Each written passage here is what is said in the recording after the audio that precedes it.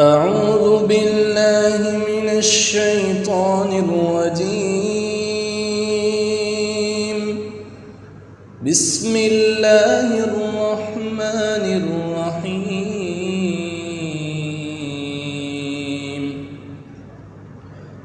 الحمد لله الذي أنزل على عبده الكتاب ولم يجعل له عوجا قيما لينذر بأسا شديدا من لدنه ويبشر المؤمنين الذين يعملون الصالحات أن لهم أجرا حسنا ماكثين فيه أبدا وينذر الذين قالوا اتخذ الله ولدا ما لهم به من علم ولا لآبائهم كبرت كلمة تخرج من أفواههم يقولون إلا كذبا فلعلك باخع نفسك على آثارهم إن لم يؤمنوا بهذا الحديث أسفا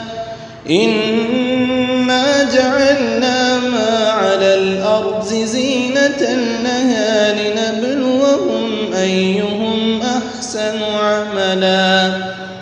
وإنا لجاعلون ما عليها صعيدا جرزا أم حسبت أن أصحاب الكهف والرقيم كانوا من آياتنا عجبا إذ أوى الفتية إلى الكهف فقالوا ربنا آتنا من لدنك رحمة وهيئ لنا من أمرنا رشدا فضربنا على آذانهم في الكهف سنين عددا ثم بعثناهم لنعلم أي الحزبين أحصى لما لبثوا أمدا نحن نقص عليك نبأهم بالحق إنهم فتية آمنوا بربهم وزدناهم هدى وربطنا على قلوبهم إذ قاموا فقالوا ربنا رب السماوات والأرض لن ندعو من دونه إلها لقد قلنا إذا شططا هؤلاء قوم اتخذوا من دونه آلهة لولا يأتون عليهم بسلطان بين فمن أظلم ممن افترى على الله كذبا وإذ اعتزلتموهم ما يعبدون إلا الله فأووا إلى الكهف ينشر لكم ربكم من رحمته ويهيئ لكم من أمركم مرفقا وترى الشمس إذا طلعت تزاور عن كهفهم ذات اليمين وإذا غربت تقرضهم ذات الشمال وهم في فجوة منه ذلك من آيات الله من يهد الله فهو المهتد ومن يضلل فلن تجد له وليا مرشدا وتحسبهم أيقاظا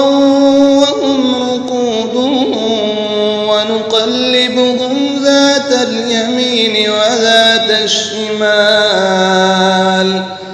وكلبهم باسط ذراعيه بالوصيد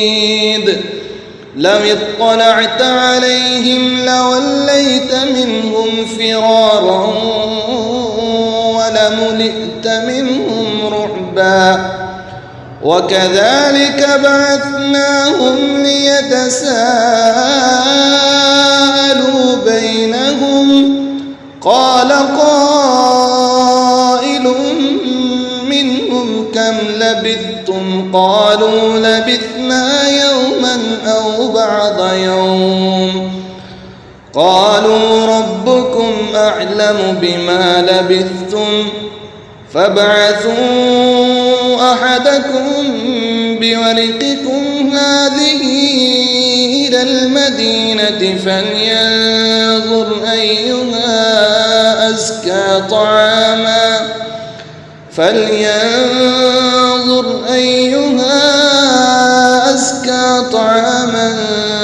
فليأتكم برزق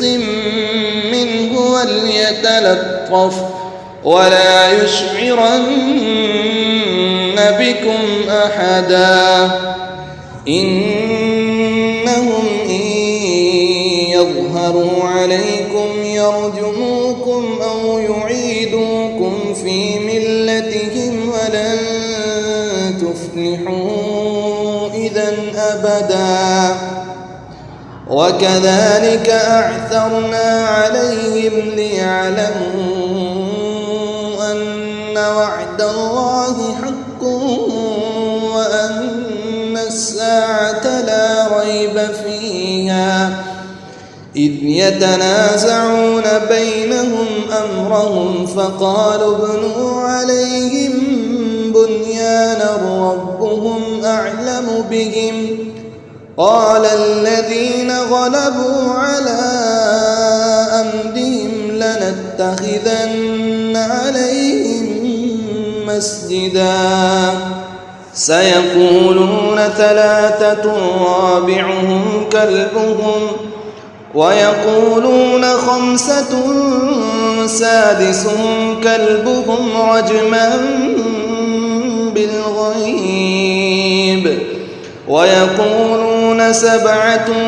وثامنهم كلبهم قل ربي أعلم بعدتهم ما يعلمهم إلا قليل فلا تمار فيهم إلا مراء ظاهرا ولا تستفت فيهم منهم أحدا ولا تقولن لشيء إني فاعل ذلك غدا إلا أن يشاء الله واذكر ربك إذا نسيت وقل عسى أن يهديني ربي ليقرب من هذا رشدا ولبثوا في كهفهم 300 سنين وازدادوا 9 قل الله أعلم بما لبثوا له غيب السماوات والأرض أبصر به وأسمع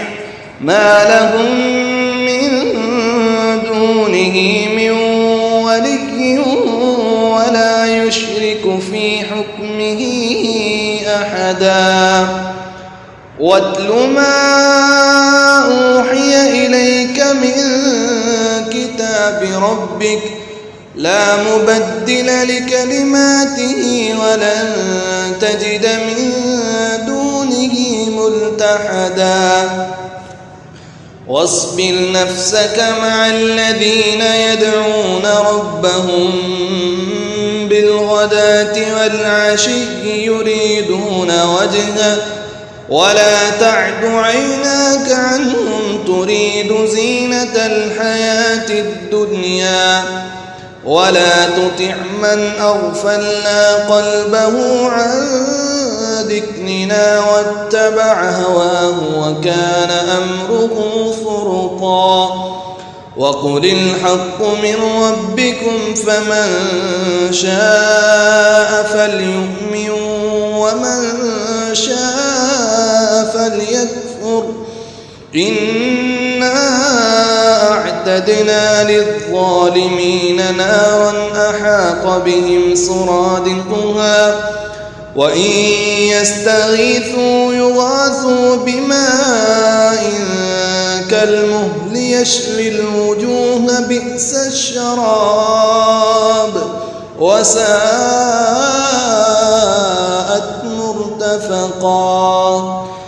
إن الذين آمنوا وعملوا الصالحات إنا لا نضيع أجر من أحسن عملا أولئك لهم جنات عدن تجري من تحتهم الأنهار يحلون فيها من أساور من ذهب ويلبسون ثيابا خضرا من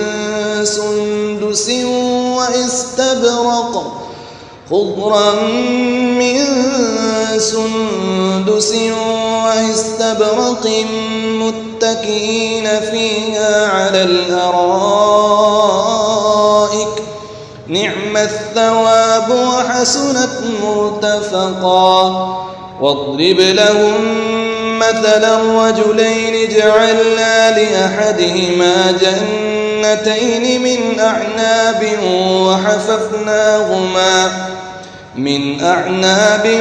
وحففناهما بنخل وجعلنا بينهما زرعا واضرب لهم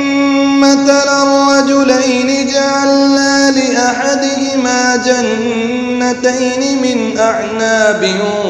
وحففناهما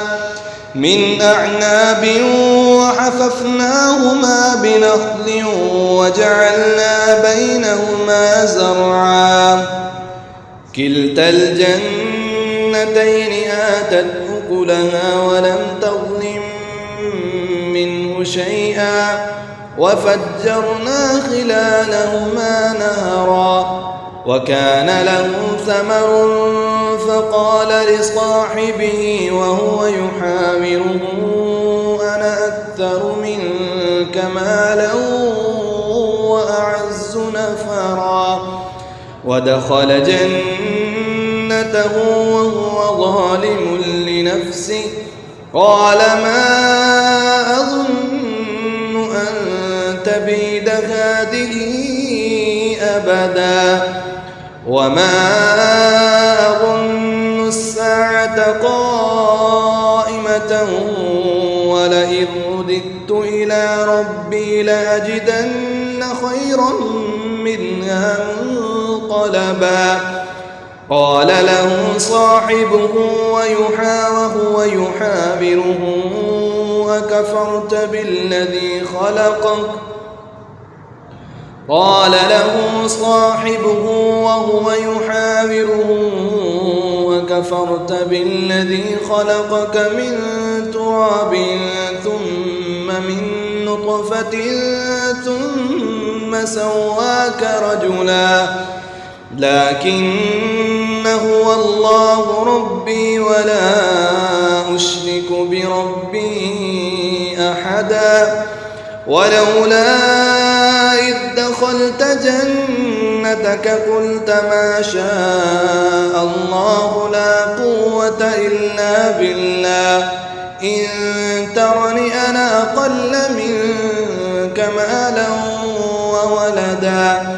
فعسى ربي أن يؤتيني خيرا من جنتك ويرسل عليها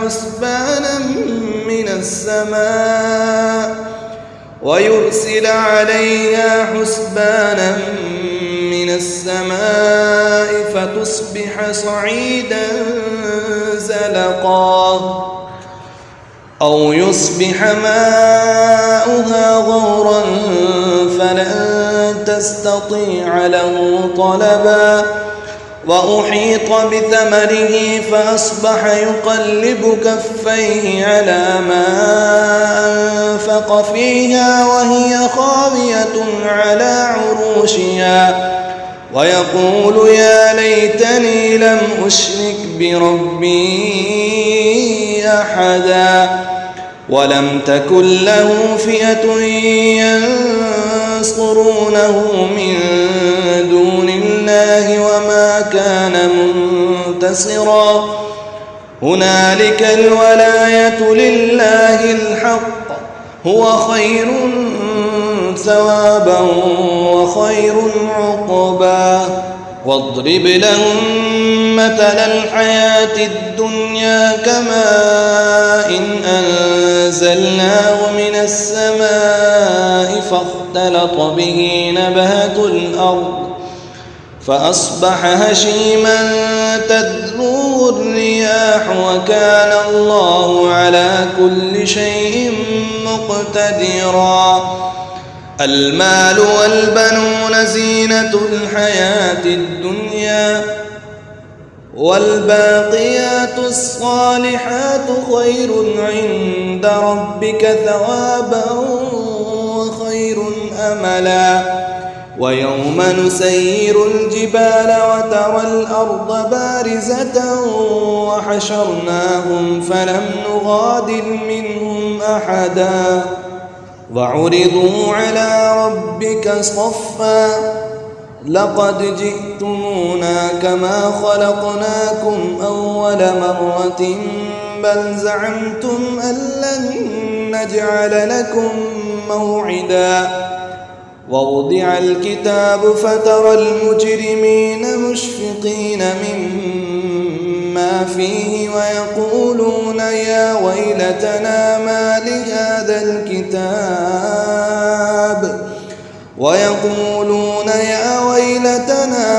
لهذا الكتاب لا يغادر صغيرة ولا كبيرة إلا أحصاها ووجدوا ما عملوا حاضرا ولا يظلم ربك أحدا وإذ قلنا للملائكة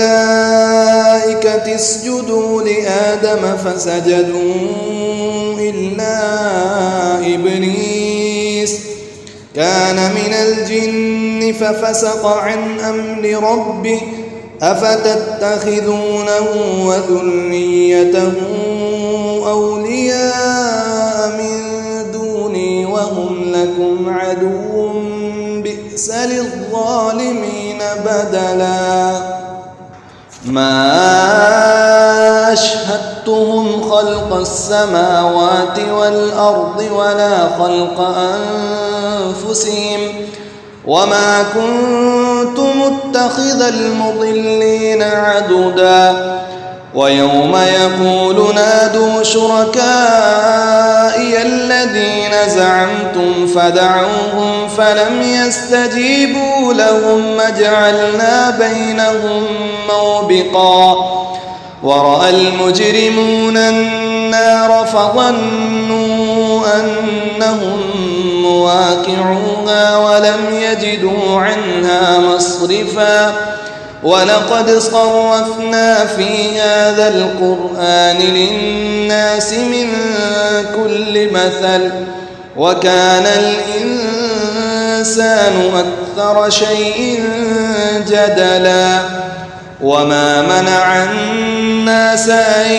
يؤمنوا إذ جاءهم الهدى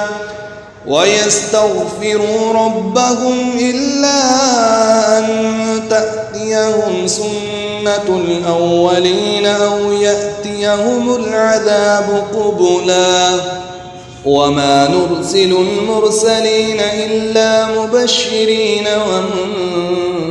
ومنذرين ويجادل الذين كفروا بالباطل ليدحضوا به الحق واتخذوا آياتي وما أنذروا هزوا ومن أظلم ممن ذكر بآيات ربه فأعرض عنها ونسي ما قدمت يداه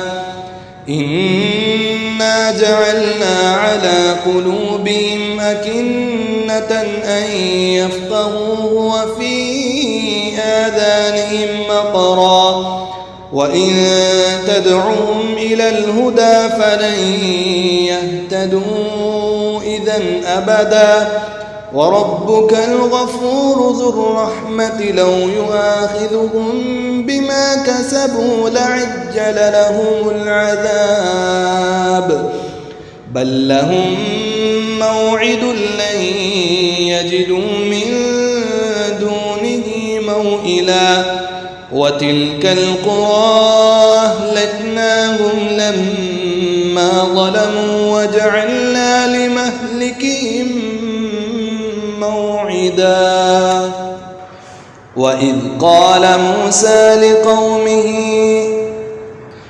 وإذ قال موسى لفتاه لا أبرح حتى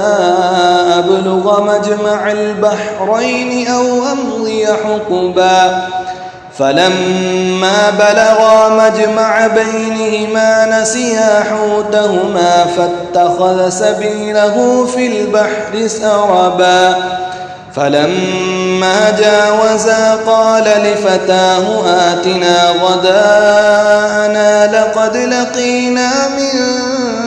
سفرنا هذا نصبا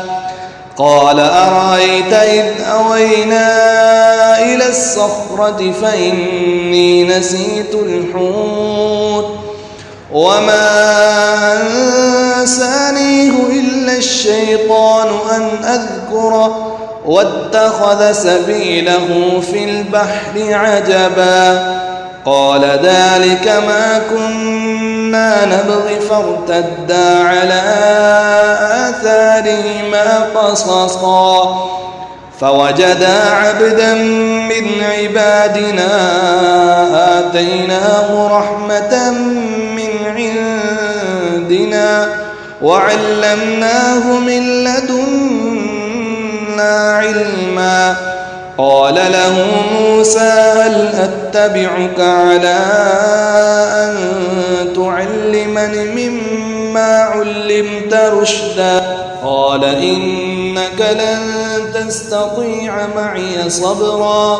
وكيف تصبر على ما لم تحط به خبرا قال ستجدني إن شاء الله صابرا ولا أعصي لك أمرا قال فإن اتبعتني فلا تسألني عن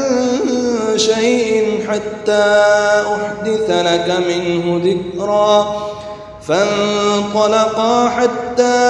إذا ركبا في السفينة خرقها قال أخرقتها لتغرق أهلها لقد جئت شيئا إمرا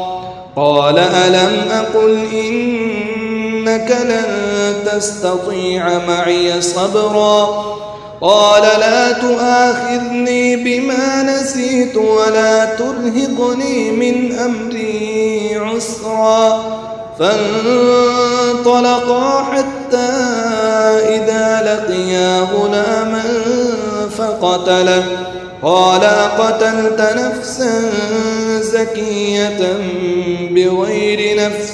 لقد جئت شيئا نكرا قال ألم أقل لك إنك لن تستطيع معي صبرا قال إن سألتك عن شيء بعدها فلا تصاحبني قد بلغت من لدني عذرا فانطلقا حتى إذا أتيا أهل قرية استطعما أهلها فأبوا أن يضيفوهما فوجدا فيها جدارا يريد أن ينقض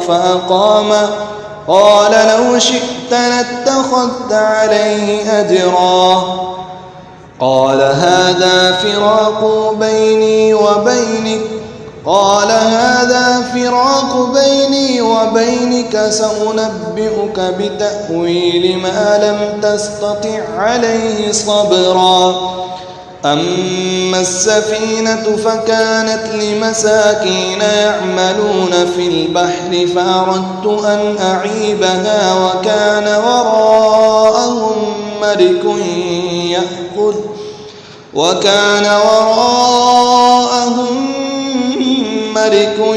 يأخذ كل سفينة غصبا وأما الغلام فكان أبواه مؤمنين فخشينا أن يرهقهما طغيانا وكفرا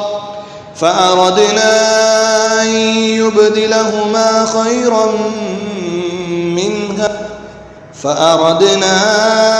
أن يبدلهما ربهما خيرا منه زكاة وأقرب رحما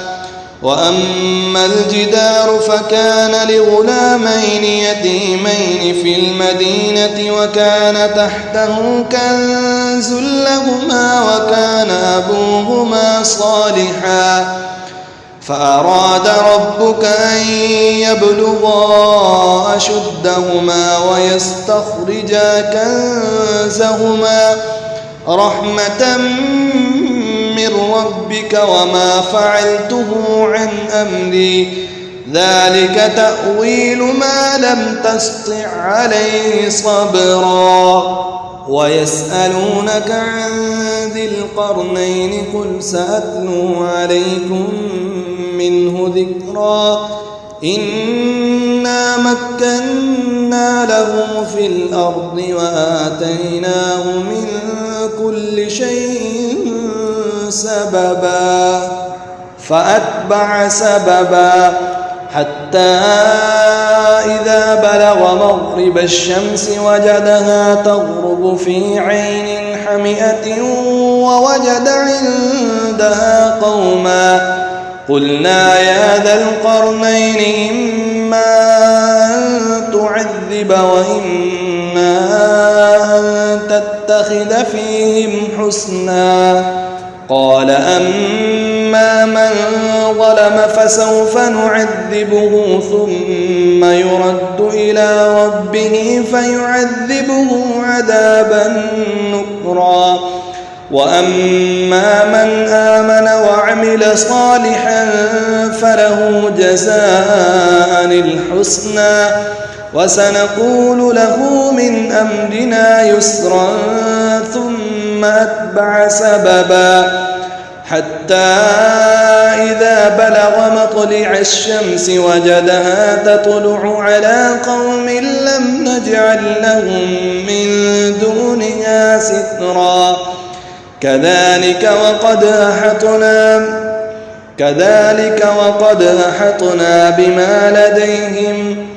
كذلك وقد أحطنا بما لديه قبرا ثم أتبع سببا حتى إذا بلغ بين السدين وجد من دونهما قوما لا يكادون يفقهون قولا قالوا يا ذا القرنين إن يأجوج ومأجوج مفسدون في الأرض فهل نجعل لك خرجا على أن تجعل بيننا وبينهم سدا قال ما مكني فيه ربي خير فأعينوني بقوة أجعل بينكم وبينهم ردما آتوني زبر الحديد حتى إذا ساوى بين الصدفين قال انفخوا حتى إذا جعله نارا قال آتوني يفرغ عليه قطرا فما استطاعوا أن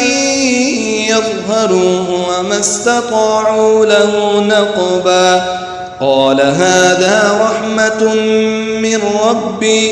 فإذا جاء وعد ربي جعله دكاء وكان وعد ربي حقا